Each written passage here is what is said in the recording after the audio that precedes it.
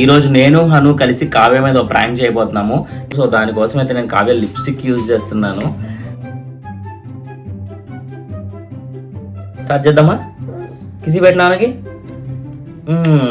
ప్రస్తుతానికి వాడిని ఎలాగైనా ఏడిపించాలి. ఏడిపించి వాళ్ళ అమ్మ వచ్చేలా చేద్దాము. చేస్తావా? డిసిప్లిన్ లేదు, పాడలేదు, అందుకే ఒకటి ఇచ్చా.